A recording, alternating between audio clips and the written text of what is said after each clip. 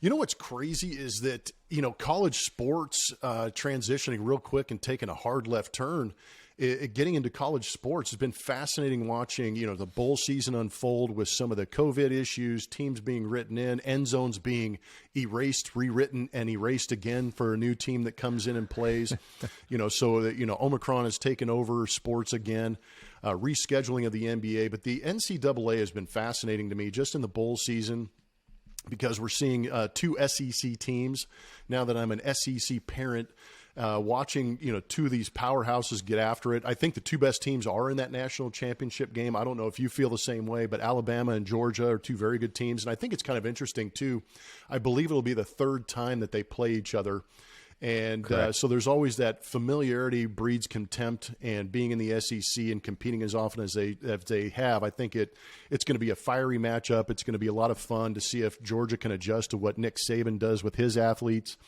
But at the same time, a word keeps coming up and a situation keeps coming up in a lot of the articles that I've been reading, and it's fascinating to me.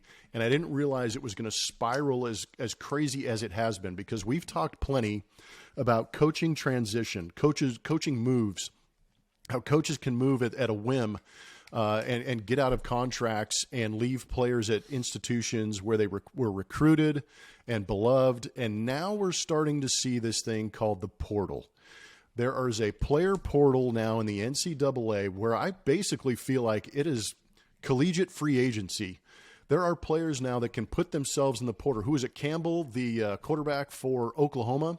Caleb Williams. We know that Caleb Williams, is in the portal. And what I found fascinating about that, and what kind of piqued my interest about it is that he goes into this portal and kind of throws himself out there like, hey, I'm available. But at the same time, I'll go back to Oklahoma if I can. So if I don't get any other suitors, I'll be more than happy to go back to Oklahoma. So that's where it kind of intrigued me a little bit. I don't know if this is good or bad for football, but are we teaching these kids to default on commitments, or what are we doing here? What are we doing? That sounds like an Eric Mangini quote. It should be in The Office, Kazansky or whatever his name is. What are we doing? That's right. But it's crazy because Caleb Williams did that, and I think he thought he could go back to Oklahoma. Dylan Gabriel, who was a really successful quarterback for Scott Frost with the other guy that blew out his knee and went to Florida State. Yeah, well, Frost is there now, but at UCF when they were there. Dylan Gabriel is a UCF guy, went to UCLA. Just this Monday, he was going to attend his first class and play for Chip Kelly at UCLA. Caleb Williams at Oklahoma entered the transfer portal. Dylan Gabriel entered the transfer portal and went to Oklahoma. So I don't know if Caleb Williams actually has the opportunity to go back to Oklahoma if he wants. And you think Caleb Williams would be a great fit at USC because he just was with the coach. His coach? Yeah, that's right. So he's going to follow his coach over there. So, I mean, it is wacky. It's crazy. The other guy that cracked me up, or, you were just talking about being an Arkansas dad. You're not there yet. I know your daughter's going to attend next year, so just hold off on that. Next year, you will be a full-on SEC parent. Well, it's going to be a different team. Right, but Nix, the quarterback for Auburn, who started as like a redshirt freshman, has been there for 3 years and, had a game where, he played well against Alabama, and they were saying, oh, this guy's the next whatever. And then they've had 2 mediocre seasons, changed their coach down there. And he's now transferring from Auburn to Oregon.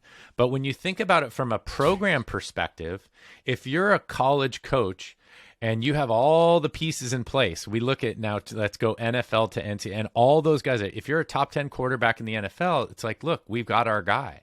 But it's yes or no. And I heard this yesterday. It's a great point. Who I got to give credit, but I can't remember who said it. Anyway, there is no mid-level NFL quarterback contract. There's either a high level or an introductory level, like your first deal. So that's why Kirk Cousins, Derek Carr, people like that, like they're in the top 12 quarterbacks in the NFL. They are, and that's why they get paid $40 million. Now with Mayfield, he's on that cusp of like, do we or don't we? But it's always a black and white question. It's not like, you know what, he's okay, right? We can get him for like $25 million. It doesn't work like that. You're either getting paid $10 million or you're getting paid $40. And I think the same thing with the NCAA. If you're trying to run a good program and you have Alabama's defense or Georgia's defense, and you have some skilled wide receivers, all you need is an experienced quarterback. We saw it in the NCAA basketball. Like either in basketball, you're Calipari and you have the 5 greatest recruits of all time on one floor and you got to mature them over the year, or you're playing Loyola of Chicago that has 4 seniors and a junior that move the ball and know how to play like lights out. Virginia won it that year the same way. So if I'm a coach, all I need is that piece. It's the head of the monster. Hey, would you be willing to come to my school? You're a 5th-year senior grad guy. You're running the same offense here. We want you over here. Why wouldn't you take that guy? And then to finish that point, this week they were saying Harbaugh is interested in going back to the NFL possibly. And they're saying he had to take a pay cut last year. He won 44 games in the NFL and took a team to the Super Bowl. Like, he's a legit coach. And he did a lot at Michigan this year. If I were a college coach and had that opportunity, I mean, Urban Meyer just torched that for so many college coaches. But Harbaugh, because he has success, he has that little trapdoor back in. Would you want to be a college coach? We've talked about their freedom to move, but would you want to be a college coach when now it's not just recruiting, but now you have to recruit the 70 or 90 dudes that are on your side and going, hey, are you happy? What about you? You're second on the depth chart. I'll move you up there. Like, you're recruiting all the time. I would be like, hey, if I'm Harbaugh and I get an NFL job, like the Chicago Bears job or something, I'd be like, I'm out of here. I'm just going to go back to the pros. Dude, I would take that with Fields as my quarterback. Right. But I'm just saying that's the part that bothers me as a coach. Like, yes, they had the freedom before. So as a fan, the loyalty, like, hey, Nix was our quarterback at Auburn. Now he's at Oregon. Do you become an Oregon fan or do you just hate the guy? And then as a coach, hey, I have to be recruiting all the time. Oh, I heard this rumor. I heard that rumor. That would be too much. So they're going to have to, I know they opened it up because of COVID, but I think that's probably going to get shut down at some point. I don't know what you think about that. Oh my gosh. Well, we know that we talked about dictatorships earlier with Major League Baseball. The NCAA is definitely one of those entities that is not afraid to wield its power. And I think that they are going to start to recognize this. And once the COVID era is over, they're going to adjust to it a little bit and maybe put some stipulations in there that say you've got to be at a program for at least 2 years before you enter that, that portal. But I think the idea also is the idea of coaching in college has changed a little bit, because I know when we were coming up and up until maybe in the last 6 or 7 years when coaches started to move around so much, there was really the idea of college sports were where you grew up and where you matured, and where a lot of the coaches in, whether it be female or male sport, when you were coaching these collegiate athletes, you were molding human beings. You were teaching them to be human. You were teaching them to grow. You were teaching them to become great athletes, good students, and good people as they moved on. I think that was the idea, whether it be matriarchal or patriarchal. It was an idea of that you were that surrogate parent that was continuing the education in sport, in athleticism, and in academics before they took on this crazy thing called life. And now the idea is, where can I get the most money? Where can I have the biggest impact? Where can I continue my name and continue my legacy? And maybe the idea of legacy is gone too. And once that legacy leaves, then there's no dedication from the player to stay at an institution either.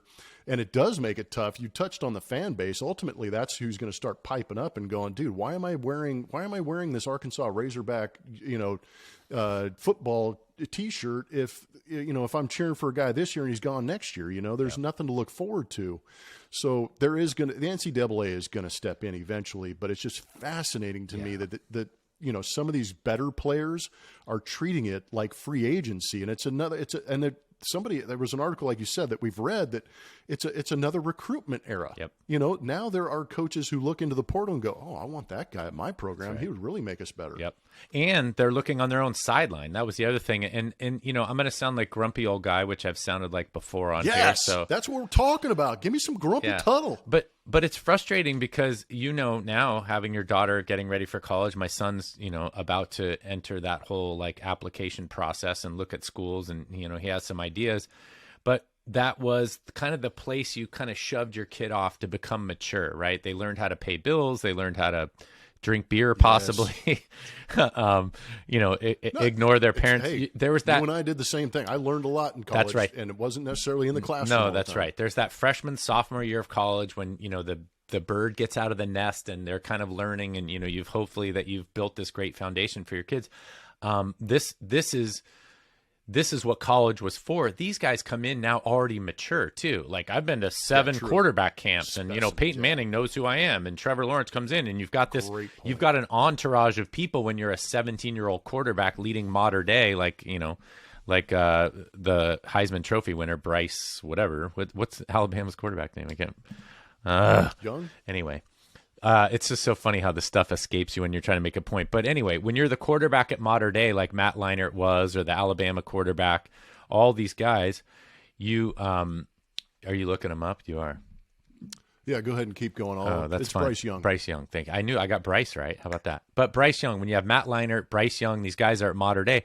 They don't come to your program like Alabama, like, all right, here's your knapsack and your duffel bag. Like, good luck over at college. They come in like, all right, which college do I want to go to? Do I want to play for Nick Saban, or do I want to play for Kirby Smart, or maybe even Chip Kelly here locally?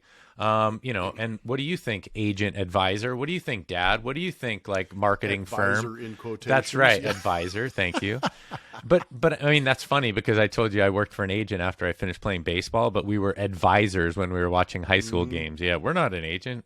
I don't sit next to the dad and talk to him the whole game. Like, anyway, it's just a really interesting. So I think that's the other part of this transfer portal, or the disparity, is these kids come in at 17, 18. And they already have the entourage. Like I went to, you and I played in the area code games. I went to college and I was just like everybody else. Yes, I got a scholarship, but me and the other 5 freshmen had to rake the field and do the laps and like pull all the equipment out. Like we had to do all the stuff as did you. And I'm, that's kind of the grouchy old man, grumpy old man stuff. It's like these guys come in already like touted, and that's why it's hard to have humility. Hey, at 17, I led, modern day to a state championship or a national championship. Who wants me? Who wants me and this team of 20 people and my advisors and my family? And I'm going to pay for their house when I hit it big.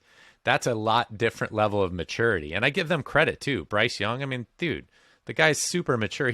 He may be more mature now than I am now. 30 years ahead of me. I mean, yeah, I'm not saying it's good or bad, but I believe that some of these guys, they're almost too mature too early for some of these, enjoying the fact that they are badass on campus and enjoy being an idiot and making mistakes, right? Man. Yeah, just not on Twitter. I definitely did. Yeah, and we did. Yeah, just and don't do it in social media. That's right. Yeah, we never had hazing parties for the baseball team. Anyway, is there a statute of limitations on that? Yeah. So Blumber, let me transition to one last thing I wanted to say. We're just, dude, we haven't seen each other in a long time. We're just fired up today. I know, we got a lot of catching up to do. It's okay if we let this one go a little bit. It's just more work for Mark. There you go. Yeah, which is fine. He's had a couple of weeks off. I mean, he did put the highlight. Look at him together. eyeballing us right now. Yeah, that's all right. So if you like the video, give it a thumbs up, subscribe, and hit the bell so you can get notified when we post new videos.